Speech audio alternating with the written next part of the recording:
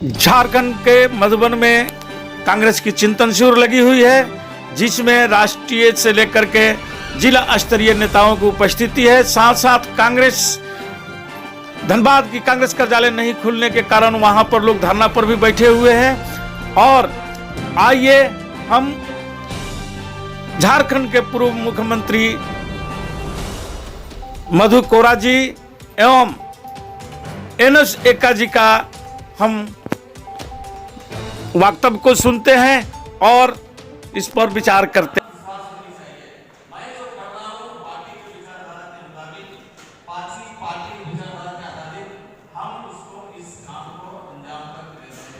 इसीलिए इसके ऊपर में अलग से जो मंथन ग्रुप डिस्कशन में रखा हुआ है, इन्हीं मुद्दों को आपको ही उसमें लीड करते हुए सब लोगों का सुझाव लेते हुए इस पे अपने सुझाव रखने हैं, ताकि कल सुबह इसका सोल्यूशन क्या है, जो आपने सोल्यूशन बता दिया, चर्चा सबका व्यू ले लीजिए, फिर इसमें हम लोग कल वो भी रखेंगे।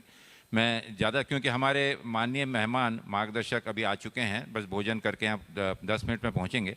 मैं निवेदन करूंगा आदरणीय मधु कोड़ा जी से कि वे कृपा करके अपने अनुभव से हमारा संगठन और संगठन के सशक्तिकरण के लिए विशेष रूप से मार्गदर्शन करें। झारखंड कांग्रेस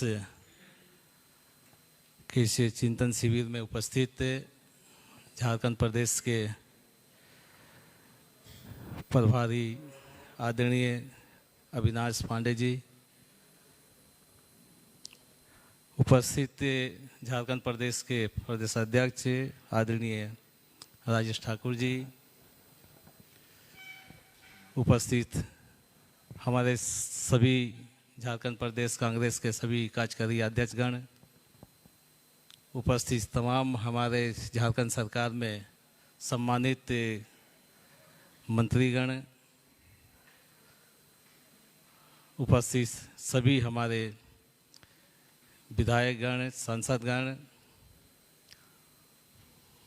उपस्थित हमारे वरिष्ठ कांग्रेसी सुबोध कांत साय जी, लोगों के बीच अपने आप को एक विश्वास पैदा करने वाला एक ऐसा माध्यम हमको स्थापित करना पड़ेगा, ताकि उनको लगे कि ये हमारे कांग्रेस पार्टी के हमारे लोग हैं और उसके पीछे जो महात्मा गांधी जी के विचार, जो सोनिया जी के विचार, राहुल जी के विचार, उससे वे प्रभावित होकर के हमारे आंगन तक पहुंचा है। ये विश्वास होनी चाहिए कि संगठन में सबसे जो मूल आधार जो हमारा कार्यकर्ता है, उनके संबंध में ही अपनी बात को मैं रखना चाहूँगा।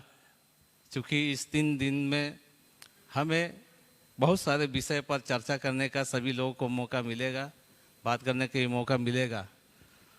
जैसे कि पिछले कल ही से ही जो चर्चाएं हुई है, काफ़ी महानुभाव और विद्वान के द्वारा हमारे कांग्रेस पार्टी के विचारधारा संघर्ष के काल से लेकर के वर्तमान काल तक जो चर्चा हुई है, इसमें आदरणीय डीपी राय जी का विचार आप लोगों ने सुना है, आदरणीय डॉक्टर राम पुनिया जी के विचार हम लोगों ने सुना है।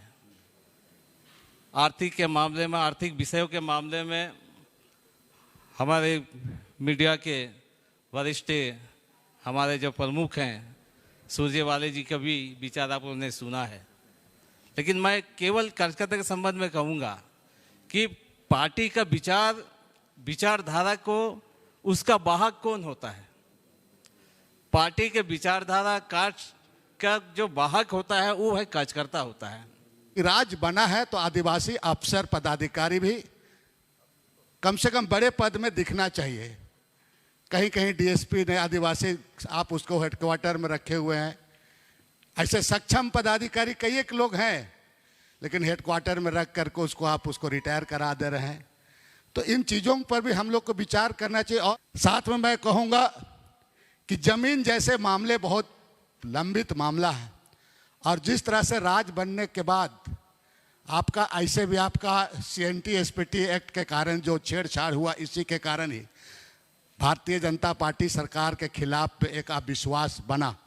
लेकिन बंद कमरे में मैं कहना चाहूँगा, इस चीज़ को सभी लोग मानेंगे कि आज हमारी सरकार होने के बाद भी जमीन जिस तरह से आदिवासियों को लूटा जा रही है, बहुत चिंता का विषय है। इसलिए सभी माननीय लोगों से मेरा आग्रह, प्रभारी महोदय से भी आग्रह होगा, एक ट्रिब्यूनल वगैरह का गठन और समय सीमा के अंतर्गत इसको सरकार को इसका पेशा कानून को हूबहू उसका पालन हो, इस पर भी ध्यान देने की जरूरत है।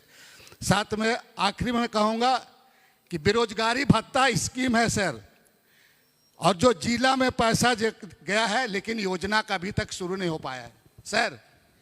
ये जो बेरोजगारी भत्ता स्कीम जो जिला में पैसा जाकर गया है, इसको 1 महीना के अंदर में इसका पेमेंट भुगतान शुरू अगर करेंगे हम लोग तो पार्टी के प्रति ये एक अच्छा क्रेडिट जाएगा। इसलिए हम लोगों को इस पर करा देना चाहिए, क्योंकि जब पैसा वहाँ पर गया है। आखिरी में सर, चूँकि हमारे पार्टी के नेतृत्व के चलते, आपके चलते और हमारे जो आदरणीय सोनिया गांधी जी के चलते, राहुल गांधी जी के चलते, आपका सरना कोड कांग्रेस के दबाव में ही विधानसभा से पारित होकर गया है। हमें लगता है कि इसमें उस दिन हम लोग आदरणीय राहुल गांधी जी से मिले थे आपके नेतृत्व में, तो हमने इस बात को रखा था। मेरा आग्रह होगा कि इस पर भी एक ज़बरदस्त तरीके से सरकार को हम लोग को रह करके इसको हम लोगों को इस पर दबाव बनाना चाहिए, ताकि सरना कोड जो आदिवासियों को बहुत लंबे समय से इसका मांग है, इस मांग को पूरा कर सके।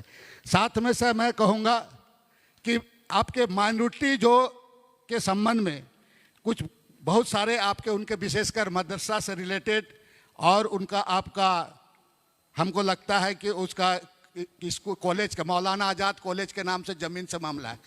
अब सर इन चीज़ों को हमको लगता है कि इस पर भी बैठ कर इस पर हम लोगों को चर्चा किया जाना चाहिए। और ईसाई मिशनरियों का जो स्कूल है सर, आखिर में बोल के ख़त्म कर रहे हैं, उनका नियुक्ति नियमावली नहीं बनने के कारण टीचर आपका रिटायर कर जा रहा है, उसके बदले नियुक्ति नहीं हो रही है, सारे स्कूल बंद होने के कागार पर आ गया है।